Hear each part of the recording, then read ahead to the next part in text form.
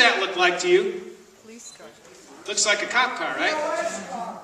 That's a Crown Vic with a push bumper, with a red and blue light inside, flashing red and blue, with a siren, with a spotlight. You can't see it good in this picture, but that spotlight's lighting up a car. It looks like it's stopped in a traffic stop.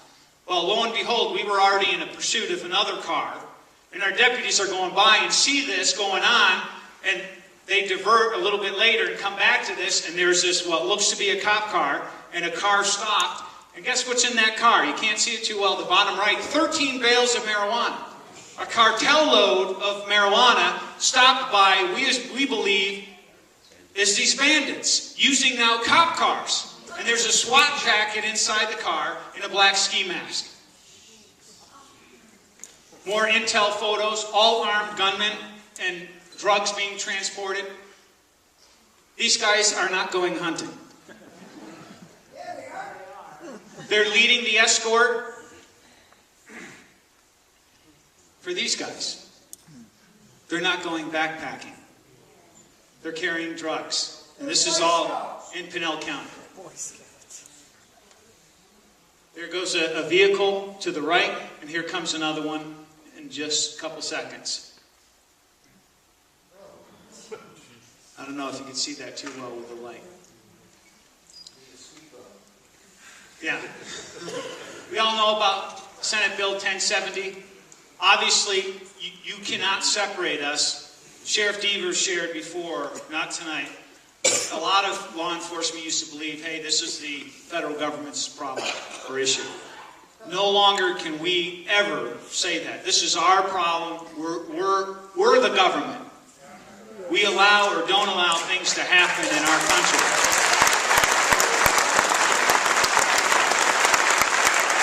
Senate Bill 1070 is not the solution. Employer sanctions are not the solution. They are tools that are helpful. The unsecured border is the core problem. That's what we've got to fix. Otherwise, all these other things, will be hiring more Border Patrol agents, all these things, I'll be coming back in 5 years from now talking to you about the same darn issue if we don't secure the border. That's the problem. Alfredo Torres, this guy, in fact, he was in your jail, Sheriff Watt, at one time. Thanks for sending him to Pinell County.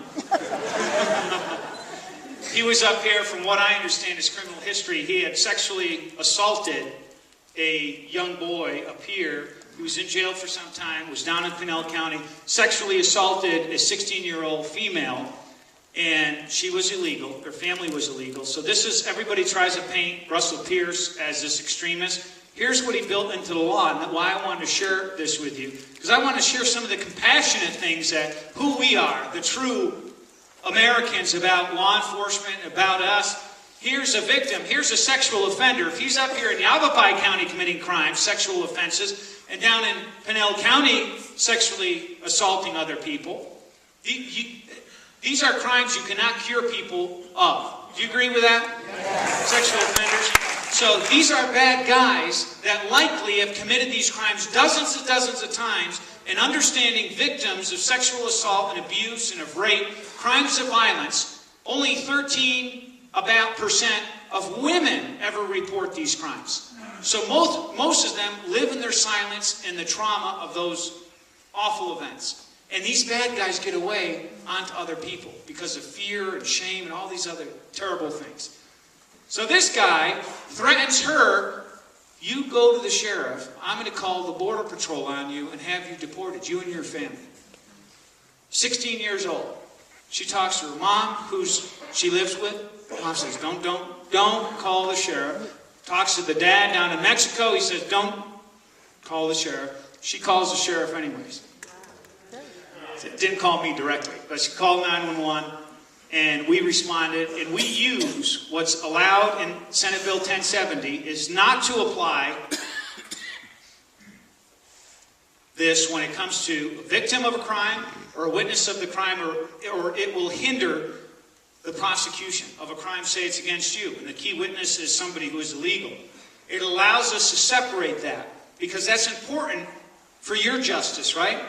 So this is where some people may disagree with this, but I wanted to showcase this to you, that this bad guy I wanted, because he's going to offend and he's going to go after all kinds of other young victims. All right? I wanted to arrest this guy. We never turned her information over. One, she got help medically, whatever she needed, and we got that bad guy. And he went to jail in Pinell County. And, absolutely. And when he went to jail, guess what his uncle did? His uncle went over with a gun and sprayed the house of the victim. So they were serious. Obviously, they went even further. We arrested him and put him in jail as well. These are the new improved signs they're putting up. This is 70 miles north of the border. These are the politically correct signs that the federal government's putting up. These are Normandy-style barriers. They're rail, and they cut them. And this is 70 miles north of the border. They're putting this 1.3 miles, hundreds of thousands of dollars, in Pinell County. This is insanity. This is like secure the border. Don't put this stuff up in Pinell County. What the solution is, and then I'm going to get to some other things, and I'm going to close right here. These 3 key points are part of the 10-point border security plan that is proposed by Senators McCain and Senators Kyle. And this is a plan that Sheriff Deaver, other sheriffs, we've all had input on, leaders in the military, have helped to develop and craft the basis of this plan, because the threat has gone extreme. When just south of us, who knows what the future of Mexico is, given the cartels. We cannot allow the government of Mexico to fall, because what is the future for us and people coming in and through here, especially with an unsecured border, right? 6,000 armed soldiers along the border, 3,000 of them in Arizona. Build and complete the double barrier fence. Streamline. This is ending, and we got a news flash a couple weeks ago. They told us, well, we've ended that. We enforced law on all these people. I said, well, that's news to me, because we're catching people who've reoffended 6, 7, 8, 10 times, came in here, and they've never received any punishment. Okay? These 3 components will secure the border. It costs $3.5 billion. That's a lot of money. But we just spent more than $775 billion in Iraq. And I support that mission. I serve there proudly. But this is our own country. Yes. This is our own border. And our sovereign border. The Yuma sector, capture this real quickly. And why this concept works.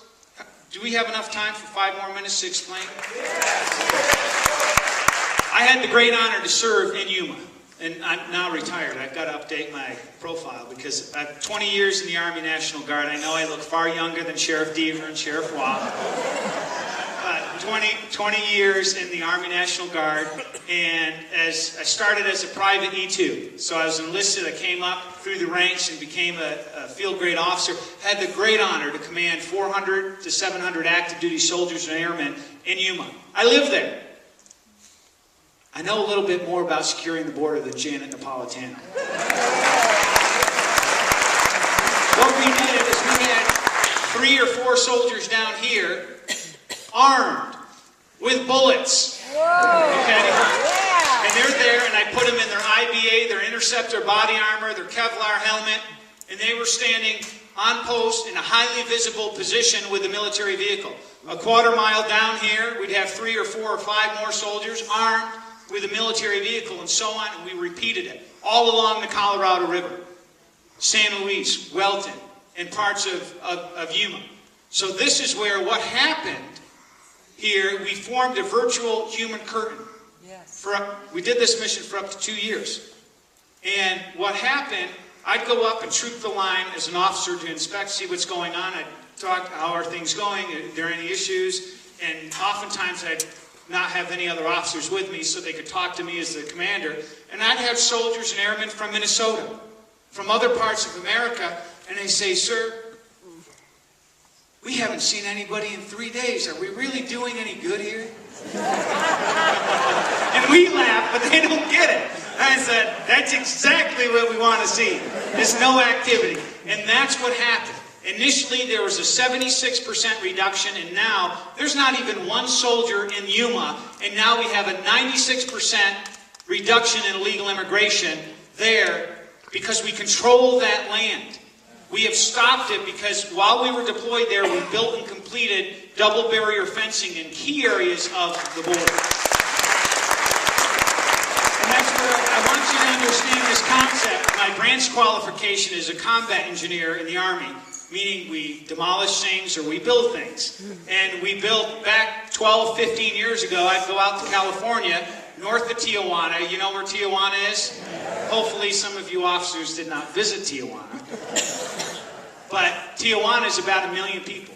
So this is, I want you to picture this in your mind, and then you're going to understand this and be able to defeat even Janet Napolitano in a debate.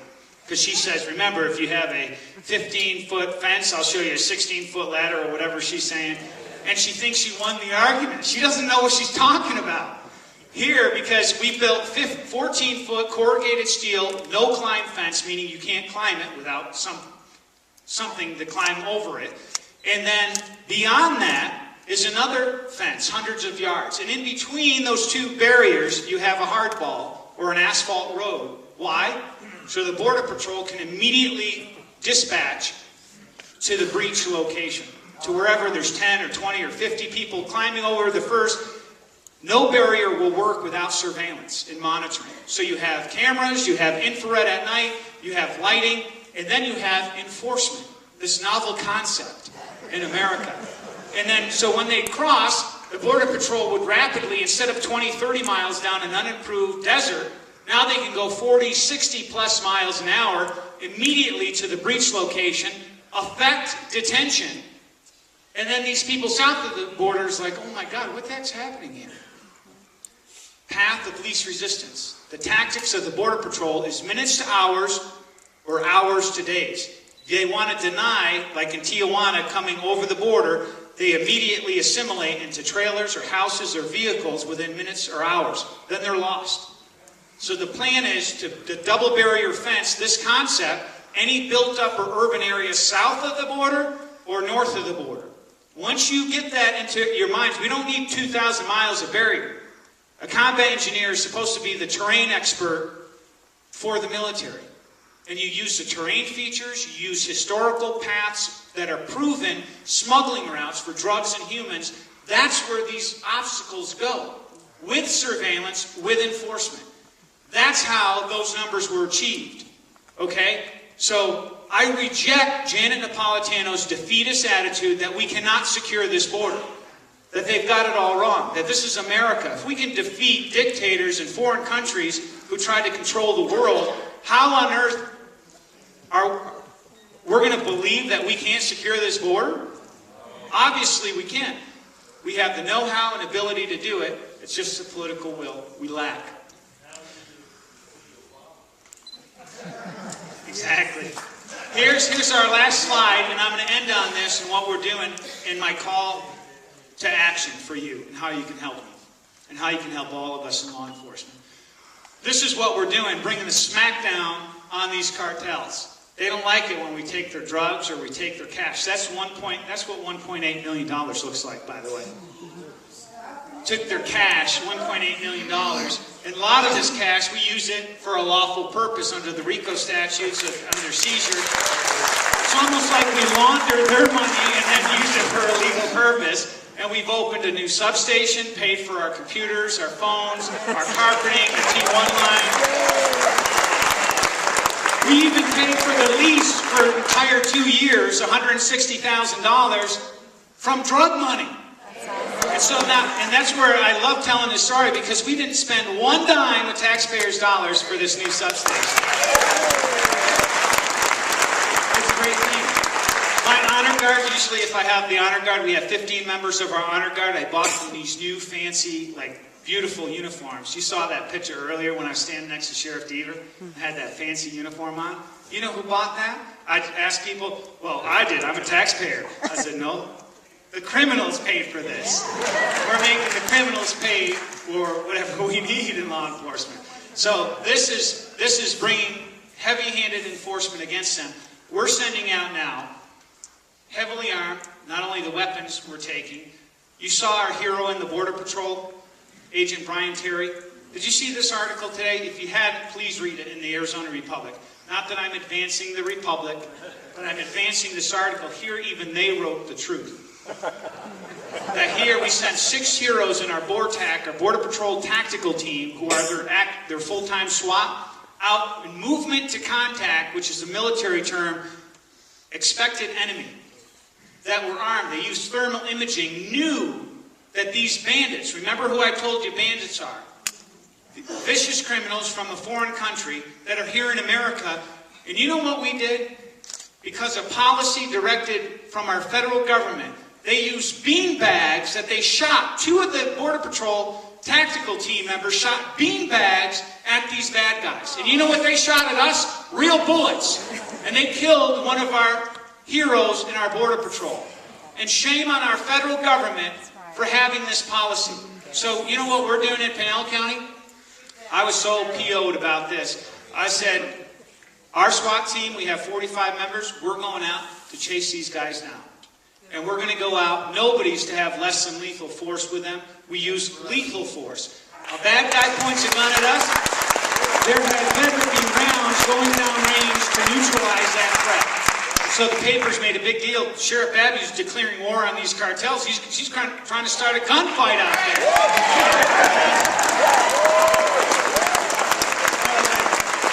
These cartels think they own the place, and we're going to show them they don't own the place. This is America, and we're going to kick them off these mountains. We're going to tell them that you're coming with us. This is the law. Drop your weapons. You're under arrest. And if they run, we're going to chase them. If they point guns at us, we're going to shoot them.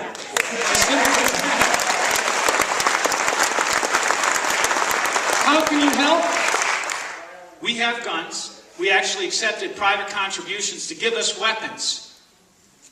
Literally. Because we had a 10% budget cut. So we've got weapons. We're trying to buy more weapons. We're trying to buy a helicopter. We're trying to buy Gurkhas, which are light armored vehicles that can go out easily to mobilize out in the desert. Let's see what else. All kinds of good equipment out there. And what we're doing is going out and chasing them down. Remember, I'm saying that we know the smuggling routes that they have, but we go out there, it's almost like a cat and mouse. It's like we're the cat outside the hole waiting for the mouse to come out. We know they're going to come by. But what we want with the ground-based radar is a technology that's been around for a decade plus. The very same technology, ground-based radar, that they use all along the Israeli borders to keep their borders secured, that nobody in law enforcement here uses. Now we're going to see out for miles on end in the valleys along Tabletop and Vico Valley, and we're going to sit here, a deputy with a laptop open, saying there's 7 people, it's 3 o'clock in the morning, there's 7 people coming through the desert over here, and the commander will dispatch an armed team out to meet those people. And now we have the ability to track and identify where they're at and bring enforcement. Because this is the only thing that they'll respond to, is the heaviest hand of enforcement we can bring to bear. And we're going to do the job that the federal government has not fully done.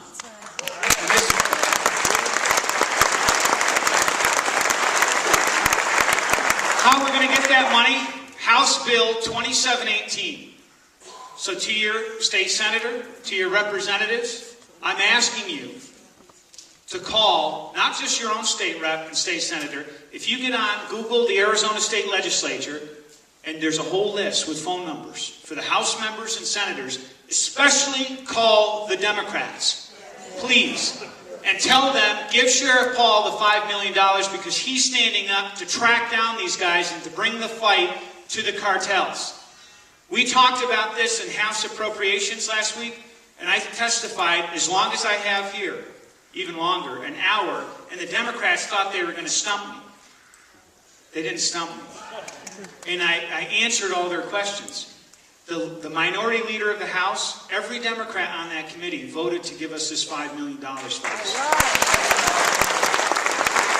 Now it's going to the House. I'm sorry I'm not going to share any with you, Sheriff Deaver or Sheriff Watt, but this is where literally, this is the funnel here. And this is where they have these lookouts. And this is where they they have these hits. This is where they're fleeing from our deputies. We need the help. These are not new jobs. These are just to give us the tools we need to fight this. So if you'd be kind enough to do that favor for me and to call on House Bill 2718, just they'll know what it is, the $5 million for Sheriff Paul in Pinell County. And we're standing up to fight and to do that job. And I stand along our other good sheriff, Sheriff Deaver, Sheriff Watt, Sheriff Joe Arpaio, and we're going to bring the fight to them. And we're going to force the federal government because it's going to trigger everybody else. How has it become the sheriff's job to fight foreign cartels? And then we're going to embarrass our president and the Congress into doing something for real to secure the border. Thank you for listening all this time to me. I appreciate it, and God bless you. I appreciate your support for all of us in law enforcement. You're patriots.